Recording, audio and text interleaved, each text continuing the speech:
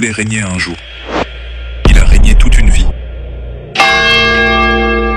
Paul Biya, un nom qui murmure le pouvoir depuis plus longtemps que la mémoire des hommes.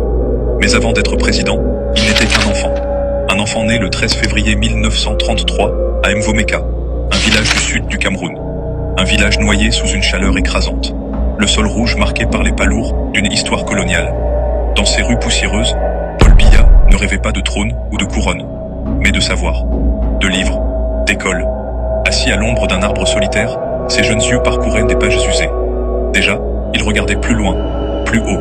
Les années passent, l'indépendance s'approche. Le jeune Paul quitte le village, poussé par une soif inextinguible d'apprendre. Il étudie à Yaoundé, à Paris, à la Sorbonne.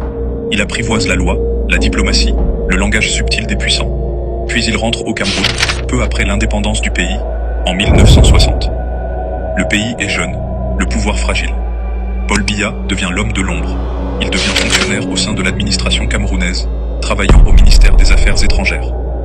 Le conseiller discret, le stratège silencieux auprès du président Amadou Ahidjo. En 1975, il devient Premier ministre. Ahidjo l'a choisi. Mais choisir son successeur, c'est parfois sceller son propre destin. 7 ans plus tard, Ahidjo démissionne. Paul Biya prend le pouvoir. Officiellement, pacifiquement, le 6 novembre 1942. Mais le vrai jeu commence. Car tenir le pouvoir, c'est plus difficile que le prendre. Les alliances se nouent et se défont. Les complots grondent. Les crises éclatent. En 1984, une tentative de coup d'État manque de peu. Paul Biya vacille. Mais il ne tombe pas. Il serre les rangs, contrôle les mots, les élections, les hommes. Il devient un maître du temps. Chaque année, chaque mandat, il reste. Biya remporte les élections de 1992, 1997, 2004, 2011 et 2018, malgré des accusations récurrentes de fraude électorale. Il s'adapte, il attend. Tandis que les présidents tombent en Afrique, lui demeure, immuable.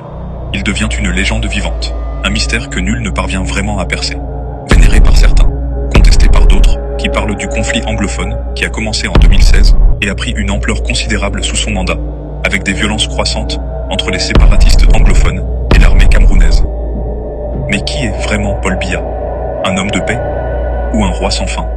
Aujourd'hui encore, il est là, toujours, à plus de 90 ans, plus de 42 ans dans les couloirs du pouvoir. Il est aujourd'hui l'un des dirigeants les plus anciens du monde. Et la question demeure, est-ce le peuple qui le garde, ou le pouvoir qui le dévore? Certains hommes cherchent la lumière, d'autres deviennent l'ombre. Paul Biya, lui, a toujours vécu quelque part entre les deux.